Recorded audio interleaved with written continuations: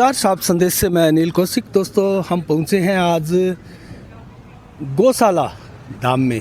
यहाँ बादरा की ये नई गौशाला आप देख सकते हैं। सावा मार्ग पर कल्याण भूमि से आगे स्थित ये गौशाला। और यहाँ दोस्तों आज अवलोकन भी करेंगे और इसके साथ ही आज गौशाला समिति के अध्यक्ष जो दयानंद खोखेवाला है, हम उनसे बात करेंगे। और दयानंद खोखेवाला को कल एक बार फिर से दोस्तों गौशाला की जो बागडोर है वो सौंप दी गई है। ये जो सुरक्षा कक्ष का निर्माण है ओंकारमल पुत्र स्वर्गीय श्री बल्लूराम जी फतेहपुरिया की पुण्य स्मृति में उनके पुत्र वधू श्रीमती सुलोचना देवी धर्मपत्नी जयशंकर फतेहपुरिया द्वारा दोस्तों मनाया गया। अलग अलग इस प्रकार के गेट और रूम, और ये भव्य गेट आपने देखा, यहाँ भी हम आपको दिखाएं तो प्याऊ का निर्माण जो है स्वर्गीय श्री रामेश्वर लाल जी राजगढ़िया की पुण्य स्मृति में उनके पुत्र स्वर्गीय श्री इंद्रचंद जी के पुत्रों ने इसका निर्माण 2014 में करवाया। तो दोस्तों 2014 में लगभग बनना प्रारंभ हुई ये गौशाला। बादरा ही नहीं, पूरे हनुमानगढ़ और चूरू जिले की विशालतम और शानदार गौशालाओं में दोस्तों शुमार है। और इसका जब लोकार्पण हुआ था तो यहाँ आप देख सकते हैं ये शिलापट माननीय डॉक्टर सुभाष चंद्रा जी जो कि जी मीडिया के समूह के दोस्तों प्रमुख है, केकर कमलो द्वारा माननीय डॉक्टर राम प्रताप सिंचाई मंत्री थे दोस्तों, उनकी अध्यक्षता में। और राजकुमार रिणवा वन्य पर्यावरण मंत्री भी यहाँ मौजूद रहे, और राहुल कस्वां सांसद लोकसभा क्षेत्र चूरू, और संजीव बेनीवाल विधायक बादरा।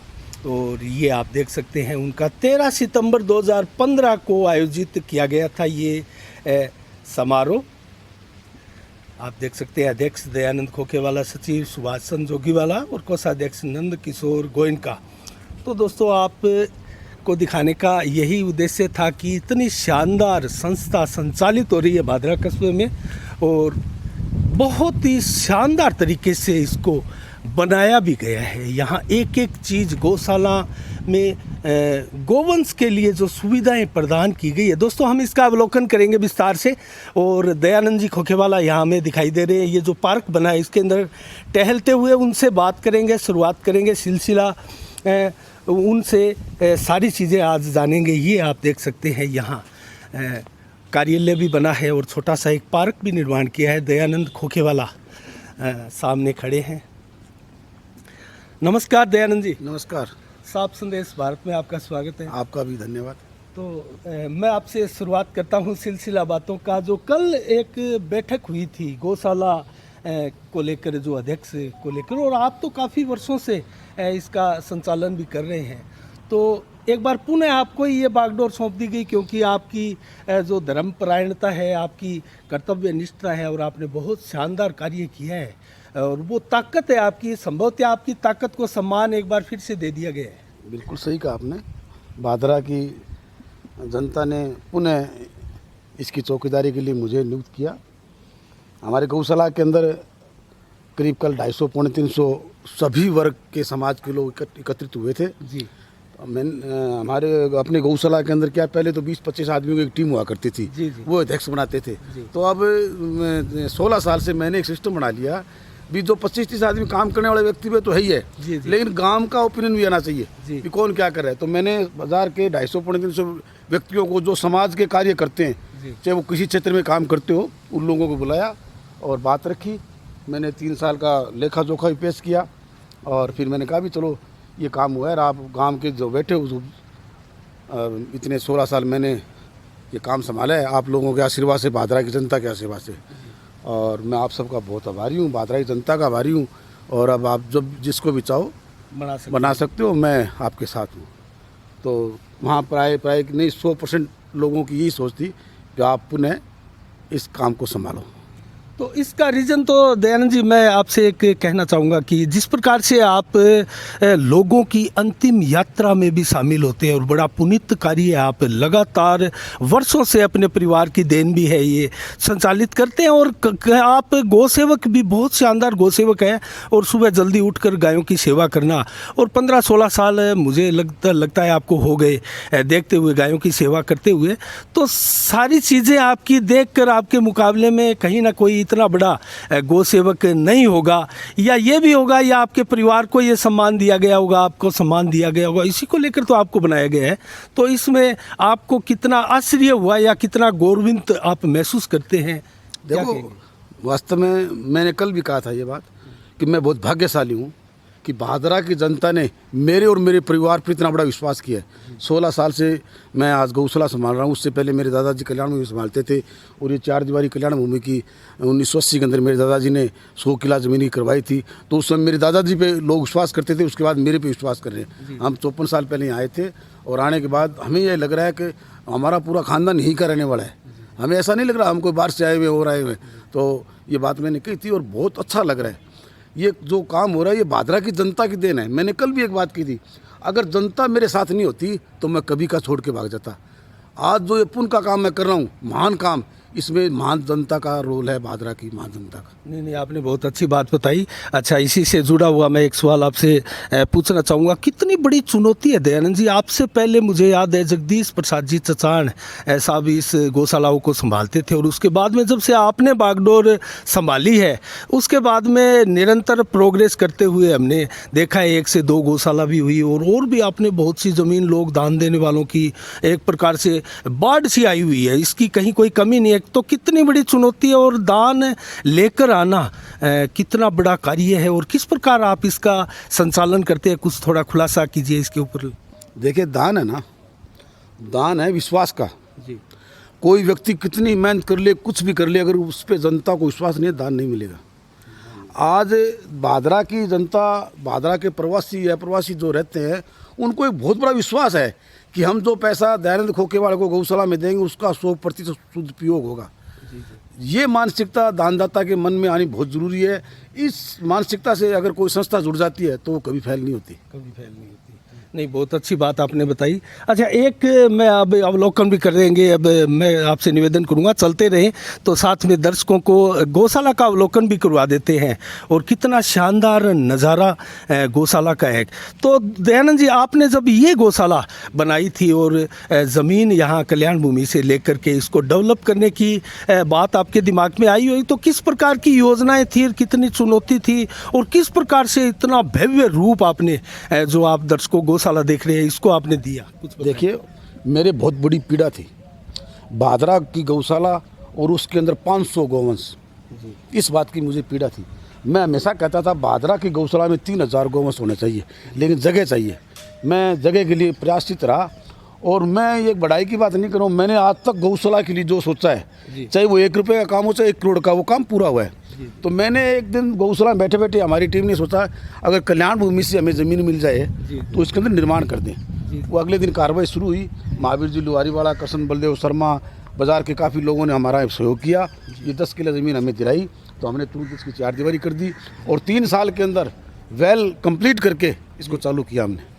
अच्छा, एक चीज़ मैं पूछना चाहूँगा। कल की बैठक में मैंने देखा था, आपके मुख से सुना भी था, सोशल मीडिया में चल रहा था, आपने लेखा जोखा भी प्रस्तुत किया। तो क्या कुछ कंडीशन है इस वक्त गौशालाओं की, कितनी मजबूत है स्थिति, और थोड़ा सा बताएंगे दर्शकों को?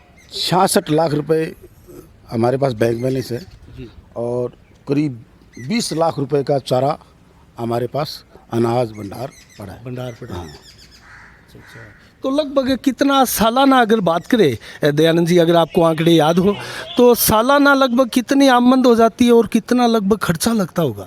देखिए, करीब 3.25 करोड़ रुपए की लागत है साल की, और पैसे लोग दे देते हैं। जब भी जिससे मांगते हैं पैसे मिलते हैं। आज ये मान लो हमारे पास 80 लाख रुपए बैलेंस है, तो लोग देते हैं, जब भी बैलेंस है। हाँ जी, ये तो बात सही है आपकी। अच्छा, इससे एक जुड़ा हुआ सवाल मैं आपसे पूछूंगा, क्योंकि यहाँ एक गो अस्पताल भी बना है गोगामेडी में, और भादरा में तो 2 गौशाला है, और छोटी गौशालाओं की भी बात करें तो कुछ 1-2 छोटी गौशाला भी है। तो इतनी बड़ी गौशाला का आप संचालन कर रहे हैं, तो यहाँ गायें अगर बीमार होती है, और बीमार गोवंश के लिए क्या व्यवस्थाएं रहती है गौशाला में, उसको कैसे आप ट्रीटमेंट दिलाते हो, क्या व्यवस्थाएं रहती है? देखिए, हमने एक आदमी रख रखा है जी, डॉक्टर है, उसके साथ 2 कर्मचारी, 3 कर्मचारी हमारे यहाँ परमानेंट रहते हैं दोनों गौशाला में। अब ये गाय अजय दाऊद खां कुरैशी के घर के पास एक गाय बीमार पड़ी थी, मेरे पास फ़ोन आया गाड़ी की उसको लाने के लिए। शायद आपकी मौजूदगी में वो गाय यहाँ आ अच्छा जाएंगी। अच्छा, आप भी की बात है। अभी हाँ, तो वो 3 हमारे पास डॉक्टर और कंपाउंडर है, वो उनकी देखभाल करते हैं, और जरूरत पड़ती है तो हम और भी बुला लेते हैं, उससे ज़्यादा जरूरत पड़ती है हिसार भेज देते हैं ठीक करने के लिए, इलाज के लिए। तो ये बहुत अच्छी बात बताई, क्योंकि सेवा भावी काम है ये। और इस प्रकार की कस्बे में ये जो आवारा गोवंश फिरता है, उसके लिए दयानंद जी कोई योजना आपकी? अब इस समय तो हम काफ़ी कम देखते हैं, ये संख्या पहले तो बहुत ज़्यादा थी। अब भी संख्या बहुत ज़्यादा है। मैं घूमता हूँ बाज़ार के अंदर, अच्छा। मैंने 5-7 पॉइंट है बादरा के अंदर, करीब 300 गोवंश आज भी बेसहारा घूम रहे हैं बाज़ारों में। और मुझे पीड़ा भी है, लोगों के फ़ोन भी आते हैं, मेरी इच्छा भी रहती है उनको यहाँ लाऊं, लेकिन मेरी मजबूरी है। दोनों गौशाला में 2000 गोवंश है और जगह हमारे पास 1500-1600 गोवंश की है। 400 गोवंश ज़्यादा है मेरे पास, उसके लिए हमें एक्स्ट्रा साधन व्यवस्था करनी पड़ती है। अच्छा। और मैंने कल मीटिंग में बात रखी थी कि अगर कल्याण भूमि जो नई गौशाला, उसके पीछे कल्याण भूमि जगह पड़ी है, सामने आप देखो वो सामने वाली, और ये जगह अगर गौशाला को दे दी जाए तो 1,57,00,000 रुपये गवर्नमेंट दे रही है नंदी गौशाला के नाम से, और 2 करोड़ रुपये मैं बाज़ार से ले लूँगा, मेरी पास इस तरह के डोनर है। तो एक बहुत बढ़िया ये गौशाला बड़ी हो जाएगी, और जितना भी बेसहारा गोवंश घूम रहा है बाज़ार के अंदर वो ले आएंगे, और 4000 गायों की कैपेसिटी इस गौशाला की हो जाएगी। इस गौशाला की 4000 की। तो क्या 4000 गौशाला की कैपेसिटी हमारे जिले में या चूरू जिले में किसी गौशाला की है? नहीं है, किसी की नहीं है, 4000 किसी के पास नहीं है। तो ये तो बहुत बड़ी बात है और आपने बहुत शानदार बात की। अच्छा, अभी आपने जिक्र किया नंदीशाला का, तो मुझे याद है एक मैंने इंटरव्यू भी लिया था उनका, वो एक नंदीशाला से जुड़े हुए अधिकारी आपके पास पुरानी गौशाला में आए थे, गुप्ता जी। तो क्या फिर आगे प्रोग्रेस रही और उसकी कहाँ आकर रुकावट हो रही है उस कार्य में? वैसे वो जो कल्याण भूमि का इंचार्ज है, उन लोगों की थोड़ी उनसे बात करने की ज़रूरत है, गांव वालों को भी। कल्याण भूमि गांव की संस्था है, गौशाला गांव की संस्था है, और ये जगह पड़ी है, कोई काम आ नहीं रही है सारी। अच्छा, उससे मैं जुड़ा हुआ एक सवाल है, ये आपसे पूछना चाहूँगा। अच्छा, आप गौशाला के पास में ही चाहते हैं ताकि इसका संचालन आप बढ़िया तरीके से कर लें? देखो, जगह की हमारे पास भी कोई कमी नहीं है। 27 किला ज़मीन खोखरों की ढाणी पड़ी है मेन रोड पे। 27 किला ज़मीन डीआर होटल के पास पड़ी है, रामचलाई पड़ी है, लेकिन 2 शाखा चल रही है, तीसरी शाखा चल नहीं सकती। अगर खोल भी देंगे तो उसका हर क्षेत्र में मिसयूज होगा, संभाल नहीं होगी। अगर इसी सिस्टम में मिल जाए तो या तो 5 कर्मचारी एक्स्ट्रा रखने की जरूरत है, संभाल के एक्स्ट्रा जरूरत नहीं है। इसलिए मैं निवेदन कर रहा हूँ भी ये जगह गौशाला को दे दो। अच्छा, क्योंकि आपने अभी जिक्र किया है तो इस जगह का हम थोड़ा अवलोकन भी कर लेते हैं।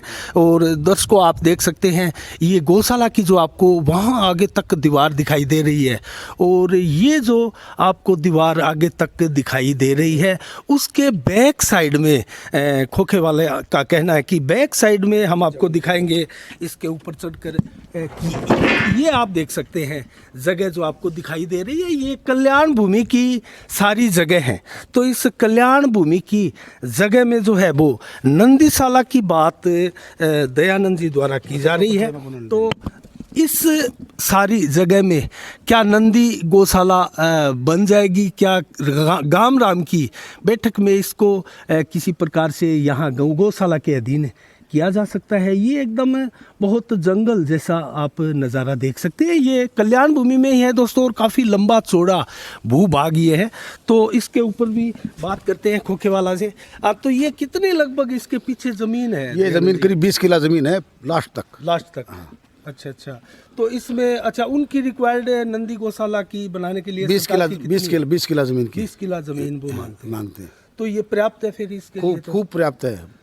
तो अगर गामराम की बैठक करके इसका वो डिसीजन होगा या किस प्रकार से, या अध्यक्ष से मिलेंगे या किस प्रकार? अध्यक्ष से मिलने से नहीं, गांव राव की मीटिंग हो, गांव के सभी समाज के लोग इकट्ठे हों और एक मीटिंग रखे, उनको बुलाया जाए पदाधिकारियों को, और उनको कहा जाए भी ये जगह दो। और अक्सर ज़्यादातर गौशालाएं जो चलती है ना, वो कल्याण भूमि की ज़मीनों में चल रही है। चाहे आप गांधी ले लो, कहीं भी ले लो। तो ये दोनों संस्था गाम राम की संस्था होती है, लोगों का जुड़ाव होता है, धार्मिक सामाजिक सभी लोगों का जुड़ाव होता है। तो दोस्तों, जिस प्रकार से खोखेवाला ने बताया हमें, ये मैं दिखा दूं आपको, बहुत बड़ा ये तूड़ी का भंडार आप देख सकते हैं, कितना विशाल यहाँ बना हुआ है।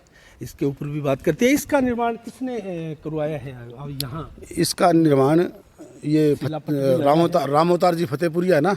हाँ जी। उनके वो एक गौशाला चलाते थे गणेशपुर आवास के अंदर। और वो ज़मीन उनकी खुद की थी, अच्छा अच्छा। तो रामतार जी गुजरे, गौशाला बंद कर दी, तो उन्होंने ये वो ज़मीन हमें गौशाला में दे दी और हमने वो सेल करके इसके ये गोदाम बना लिया। अच्छा अच्छा, ये गोदाम है। अच्छा, यहाँ एक गाय ये बीमार दिखाई गाय दे रही है, ये बीमार गाय यहाँ हम रख तो नहीं दिखा सकते कैमरे के ऊपर, लेकिन ये बीमार गाय है। यहाँ जो जितनी है वो लगभग बीमार गाय बीमार है। ये कमजोर है, अलग तो से ये पोर्शन अलग से बनाया हुआ हुआ है। हाँ, तो इनकी देखभाल आप इनकी अलग से करते हैं। इनकी सुबह शाम दोनों टाइम इनको पानी पिलाना, खड़ा करना, मशीन होती है उसके ऊपर दवाई देना, ये सब चलता रहता है। तो ये मतलब जो बीमारी है ये आप क्या कहेंगे इसके बारे में? किस प्रकार की गौवंश कुछ तो ये सब करीब करीब बाढ़ की आई हुई है। अच्छा अच्छा। अभी जो बाढ़ से आ रही है, बाढ़ या तो कोई एक्सटेंट उड़ी जाती है या कोई प्लास्टिक खा लेती है, खाने से बीमार हो जाती है, वो आती है। हम लोग सेवा करते हैं, हमारा प्रयास रहता है ठीक हो, लेकिन ठीक होती है 60% डेड हो जाती है, 40% ठीक होती है। अच्छा, क्योंकि दयानंद जी बेबाक हम बात कर रहे हैं और आप भी जाने जाते हैं एकदम मुंह के ऊपर बेबाक बात कहने के लिए। और एक चीज़ मैं आपको इससे पहले सवाल करूं, इससे पहले आपको बता दूं, जो इस प्रकार से कड़े और आलोचना वाले सवालों से घबराकर भागते हैं उनको योद्धा नहीं कहते। तो आप तो एक योद्धा है और बहुत शानदार सामाजिक और धार्मिक योद्धा आप क्षेत्र के माने जाते हैं। एक बार पहले यहाँ हरा चारा घास वगैरह खाने से काफ़ी गोवंश मरा था, उसको लेकर कुछ आलोचनाएं हुई, कस्बे में चर्चाएं भी हुई थी, उसके बारे में आप क्या कहेंगे? और इस प्रकार की जब आलोचना या बातें आप सुनते हैं तो कितनी पीड़ा मन को होती है? देखो, पीड़ा होती है, लेकिन मैं माइंड नहीं करता हूँ। पीड़ा अलग चीज़ है और माइंड करना अलग चीज़ है। पीड़ा करके तो आदमी चलो ये काम हो गया, लोग गलत बोल रहे हैं, माइंड कर ले तो काम से दूर हो जाता है। जो संस्था को संभालता है और उसके बारे में लोग कोई गुनिश बात करते हैं, उसकी माइंड कर लेते हैं, वो संस्था से दूर है। मैं माइंड बिल्कुल नहीं करता। वो बहुत ही भयानक समय था। मैं कल्याण भूमि एक दाग पे आया हुआ था, करीब 12 बजे मेरे पास घंटी आई, तो फ़ोन मेरा साइलेंट था, क्यों मैं वो चिता वगैरह चिना रहा था। जी जी जी। तो मैंने जैसे ही चिता चिन के चिता में अग्नि देके दूर हुआ तो मैंने देखा फ़ोन काफ़ी आया। मैं फिर भाज के यहाँ आया। ये 4 बाड़े थे। इन चारों बाड़ों के अंदर गायें करीब करीब बेहोश थी, मुँह में झागे हुए थे। जी जी। तो मैंने उधर वाले बिल्कुल ठीक थे, ये 4 बाड़े थे। तो मैंने तुरंत डॉक्टरों को बुलाया, डॉक्टरों की टीम, जितने भी डॉक्टर थे भादरा के अंदर सब आ गए, सबको बुलाया, और जितने भी गौ सेवक थे उनको बुलाया। बुला के यहाँ गेट बंद कर दिया मैंने, मोबाइल सबके ऑफिस में छुटा दिए। ठीक है। और फिर हमने ये मान लो 50 किलो करीब मीठा सोडा, 1000 ग्लूकोज की बोतलें और इन गायों को लगाते रहे। शाम को करीब 5 बज गए, उसके अंदर 28 गोवंश हमने बचा के, 500 गोवंश बीमार थे कम से कम, उसमें 28 गोवंश सुरक्षित आ रहे। तो अगर पॉजिटिव बात करें तो आपने एक प्रकार से सैकड़ों गायों की जान बचाई थी, लेकिन और उसके अंदर हमने वो जहरीला चारा खाने से वो क्या हुआ, चारा रात का कटा हुआ था। जी जी। और गर्मी के अंदर उसमें वो हो जाता है, फनस टाइप हो जाती है, फूड पॉइजन होगी। Food poison. हाँ। तो फिर थोड़ी बहुत लोगों ने दुष्प्रचार किया, तो मेरे से पहले भी लोगों ने उनको जवाब दे दिया। ठीक बात है। अच्छा, एक इसी से जुड़ा हुआ कड़ा सवाल आपसे फिर पूछेंगे। एक बार घोटाले की खबर आई थी, वो कोई एक, मैं उस वर्ग का नाम तो नहीं लेना चाहूँगा, और कुछ गड़बड़ हुआ था और पैसे का बड़ा लेन देन का घोटाला जैसा हुआ था, और कस्बे में चर्चा, दयानंद जी आपको भी पता होगा, बहुत रह कर कोने कोने से चर्चा हुई थी। कहीं ना कहीं आपका रुतबा, आपकी ईमानदारी और आपके सेवा भाव को देखते हुए वो मामला कहीं ना कहीं दब गया। तो उसके ऊपर आप क्या कहना चाहेंगे? खुलकर आप लोगों को अपनी बात उसके बारे में बताएं। देखिए, संस्था के अंदर कोई संस्था हो तो उसमें थोड़ा बहुत हो जाता है जो कर्मचारी रहते हैं उनके लिए, और हमारे साथ जो है ना वो होना नहीं चाहिए था, क्योंकि हमने एक भी पैसे का लेन देन उस कर्मचारी के जुम्मे नहीं था। जी जी। टोटल काम आज भी हम करते हैं, किसी कर्मचारी नहीं देता, जो भी पैसा देना है हम देते हैं। वाउचर सिस्टम हमारा। आज किसी को 500 रुपये देते हैं तो उसका नाम, पता, मोबाइल नंबर और किस बाबत दिए उसका पीछे बिल लगाते हैं। लेकिन उस व्यक्ति ने कुछ इस तरह के सामान वगैरह उकचुक किए, दूध वगैरह उकचुक किया, हमें पता लगा, हमने वॉशिंग की तो उसने कुछ घोटाला किया। बहुत अच्छा आदमी था वो, कई बार कहे राम निकल जाए, मैं राम निकल गयो। आज भी वो आदमी बाजार में फिरे कोने पे, बाद में घर आ रहा आपके। अच्छा अच्छा, चलो फिर किसी को नाम लेकर हम यहाँ शर्मिंदा किसी को नहीं करना चाहेंगे, लेकिन कहने का मतलब कस्बे में चर्चा हुई तो हमारा भी एक सवाल बनता है उसको लेकर। बिल्कुल सत्य बात थी, कुछ गड़बड़े हुई और वो गड़बड़े हमने ही पकड़ी, किसी दूसरे ने नहीं पकड़ी। जी जी। एक चीज़ और मैं पूछना चाहूँगा, क्योंकि उसी से जुड़ा हुआ ये सवाल है, इस प्रकार की जब कोई बातें निकल कर आती है और कोई इस प्रकार की घटना हमारे अच्छी बुरी हो जाती है तो कितना बड़ा मुश्किल काम हो जाता है और मन को कितनी बड़ी पीड़ा होती है, क्योंकि ये एक समाज सेवा का ही काम है। और कई बार ऐसे विचार भी आने लगते हैं कि लोग तरह तरह की बातें करते हैं, हमारे यहाँ क्या आमदनी है, और इसको छोड़ देते हैं। तो क्या कभी आपके दिमाग में इस तरह का विचार आया कि अब ये काम हम नहीं करेंगे? नहीं आया मेरे विचार में, नहीं है। मैं तो जो भी मेरे खिलाफ बोलता है मैं कहता हूँ ठीक है, आपकी वो जितनी की सोच है वो उतनी बात करता है। और मुझे इस बात की खुशी है कि जो गड़बड़ी हुई वो हमारे कर्मचारी ने की, हमारी टीम के किसी सदस्य ने उसमें इन्वॉल्वमेंट नहीं थे, उन्होंने नहीं की। अगर मेरी टीम का सदस्य कोई गड़बड़ी करता तो मैं अपराधी होता, मैं 1 मिनट भी गौशाला में अध्यक्ष पद पर नहीं रहता। इस साइड में आ जाइए आप।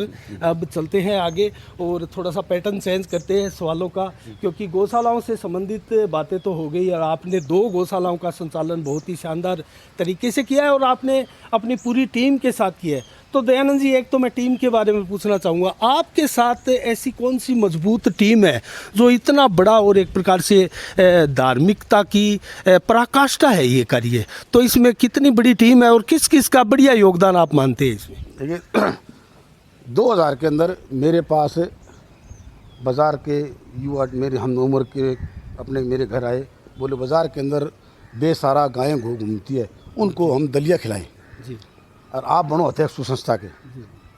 मैंने कहा ठीक है, मैं अध्यक्ष बन जाऊंगा, लेकिन किसी के पास चंदा लेने नहीं जाएंगे। अपने 25 जने हैं, अपने इकट्ठे कर लो, पैसों की कमी नहीं, चंदा लेने चले गए तो पैसा नहीं मिलेगा। तो हमने 5 साल शहर के अंदर सुबह सुबह करीब 200 गौवंश को चाटा दलिया बना के मैं रिक्शा चलाया करता था, मैंने भी देखा है, वो डालते थे। और उस भावनाओं से लोग जुड़ने के बाद वो हमें गौशाला संभाल दी 2006 में, और वो आज तक मेरे साथ है। मेरी जो टीम है उसका एक भी व्यक्ति 16 साल के अंदर 20 साल के अंदर उसके अलग नहीं हुआ है। अच्छा। हर साल 2, 4, 5 आदमी है ना, बढ़ते हैं घटते नहीं है, क्योंकि हमारी टीम के अंदर एक बहुत सेवा भाविक सिस्टम है। कोई अध्यक्ष सचिव नहीं है, सभी अध्यक्ष है और सबका मान सम्मान करते हैं और हाँ इज्जत से बात करते हैं सब।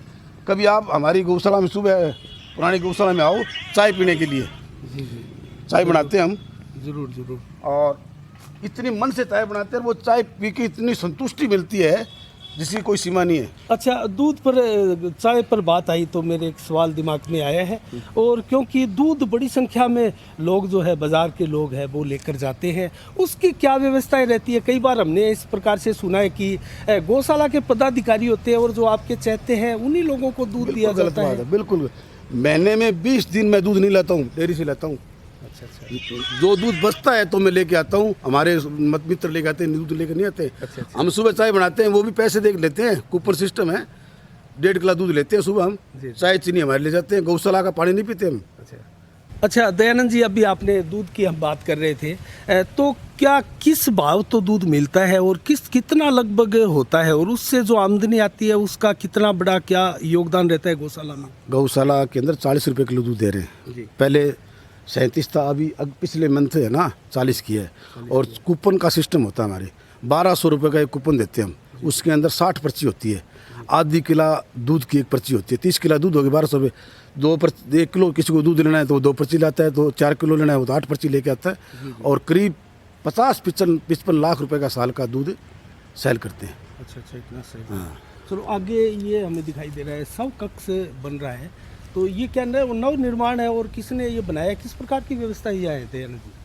ये जैसे पहले आपने थोड़ी देर स्टार्टिंग में एक शुरुआत की थी, आप कल शव यात्रा में बहुत जाते हो जी। तो मैं समाज से जुड़ा व्यक्ति हूँ, मेरे दादाजी भी शव यात्रा में जाते थे। और कोरोना काल के अंदर मैंने महसूस की कि जो कोई व्यक्ति अर्थी पे कंधा लगा दे लेता था तो दूसरा उसको कंधा देने वाला नहीं होता था। तो मैंने गौशाला में बैठे बैठे सोचा भी अपने एक शव वाहिनी लाते हैं। रात को विचार किया, सुबह पैसे आ गए। एक तो हमारे वो शिव वांझान है, उन्होंने दिए, एक भादरा की एक नागरिक सेवा समिति हुआ करती थी गोवा मेडी के अंदर, उनके पास पैसे पड़े थे 5 लाख रुपये उन्होंने दिए। हाँ, ये सारा सिस्टम है ना, मैं दिखा देता हूँ दर्शकों को। तो दोस्तों ये अलग से बनाए हुए और यहाँ से गेट खोल के जो मेन सड़क पर जाया जाता है, और ये सब वाहन जो है कितना बढ़िया आप दिखाई दे रहा है आपको। तो ये है। और पूरे मान सम्मान के साथ जब किसी का देहांत होता है तो इसके अंदर अंतिम यात्रा के रूप में उनके अंतिम स्थल तक पहुंचाया जाता है। तो दयानंद जी ने बताया किस प्रकार से इसका संचालन हुआ और किस प्रकार से इसकी आमद हुई है। तो आगे ये जो अभी ये लगता है नव निर्माण हुए हैं, अलग अलग स्टोर गोदाम, तो कितनी बड़ी व्यवस्थाएं हैं और कितना लगभग खर्चा इस गौशाला पर दयानंद जी लगा? उस समय 3 करोड़ रुपए खर्च हुए थे इसके अंदर। 3 करोड़ 3 करोड़ रुपए। और 3 करोड़ रुपए 3 साल के 2 साल के अंदर कंप्लीट हो गई थी गौशाला। जी जी जी। लोगों ने इतने पैसे दिए, मैं कहता रहा थोड़ी दिन बाद लेंगे, बोल नहीं हमारे पैसे आज ही ले जाओ। मैंने 1 करोड़ रुपए बाजार के अंदर ब्याज में दिए, संस्था के पैसे। अच्छा, संस्था के पैसे, संस्था के फायदा हो। हाँ, फायदा हो भी। 2 पैसे जिसने चंदा लिखा दिया तो मैंने कहा 5 महीने बाद ले, बोल नहीं हमारा तो आज ही लेके जा दूँ, फिर घर किसके रखें। फिर मैंने 5-7 आदमियों को ना थोड़ा थोड़ा ब्याज में 1 करोड़ रुपये दिया था। अच्छा अच्छा, तो इस प्रकार से आपने इसका संचालन किया। बड़ी बड़ी कढ़ाई वगैरह हम देख रहे हैं पशुओं के लिए, संभवतः यहाँ गोवंश के लिए चाटा वगैरह तैयार होता होगा, चारा। लैट्रिन बाथरूम है। अच्छा, ये यहाँ जो सालासर पैदल जाते हैं ना यात्री, अच्छा वो रुकते होंगे। तो यहाँ काफ़ी लोग रुकते हैं, तो उनके लिए बनाया है मेरा लैट्रिन अच्छा बाथरूम, अच्छा, सब लैट्रिन लेडीज बाथरूम वगैरह अलग से ये सुविधाएं आप देख सकते हैं। और ये संभवतः यहाँ चारा वगैरह बनता होगा। चाटा बनता है। तो बड़ी बड़ी आपको ये कढ़ाई वगैरह दिखाई दे रही है। इसका एक अलग ही रसोई घर गोवंश के लिए बनाया हुआ है। यहाँ आप देख सकते हैं इस कक्ष का जो है निर्माण यहाँ श्रीमती बनारसी देवी जी की पुण्य स्मृति में उनके पौत्र श्याम सुंदर सुशील कुमार पुत्र श्री जयशंकर जी फतेहपुरिया द्वारा करवाया गया है। तो यहाँ ये स्टोर है, इसमें ईंधन लकड़ी वगैरह आदि पड़ी रहती है। ये यहाँ बच्चों के लिए बनाया गया। अच्छा, ये छोटे गोवंश के लिए जो है स्थान बनाया हुआ है, आप देख सकते हैं। और पंखे आदि की शानदार व्यवस्थाएं दोस्तों यहाँ गौशाला में दिखाई देती है। तो हम पार्ट 1 में बात कर चुके हैं दयानंद जी से। पार्ट 2 में अभी हम बात करेंगे, आगे भी उनसे जानेंगे, उनसे जुड़े हुए बहुत से सवाल हमारे दिमाग में हैं। तो दोस्तों पार्ट 1 में आपने देखा, पार्ट 2 भी ज़रूर देखिएगा दयानंद खोखेवाला के साथ। चलाऊंगा प्रोग्राम सारा में। अच्छा अच्छा, आप चलाओ, दिखाओ। अच्छा अच्छा, ये भी अभी देखते हैं। तो पार्ट 1 में दोस्तों आपने देखा दयानंद जी खोखेवाला के साथ हमने गोवंश के ऊपर बात की। ये आप देख सकते हैं गोवंश यहाँ बड़े इत्मीनान के साथ फुर्सत के क्षणों में जो आराम से बैठकर विश्राम करते हुए आपको शांत स्वभाव का गोवंश दोस्तों, किसी प्रकार की बेचैनी या कौतूहल या किसी प्रकार की इसमें जो है वो आक्रामकता दिखाई नहीं देती। और ऐसा लगता है कि जैसे आराम से चारा वगैरह पानी वगैरह पीकर खाकर जो है आराम फरमा रहे हैं। तो इस प्रकार का गोवंश गौशालाओं में बहुत कम देखा जाता है। तो यहाँ हमने आपको दिखाया। पार्ट 2 में जल्दी अभी आपसे मिलते हैं। तो तब तक के लिए साफ संदेश से मैं अनिल कौशिक, नमस्कार, जय भारत, जय जय राजस्थान।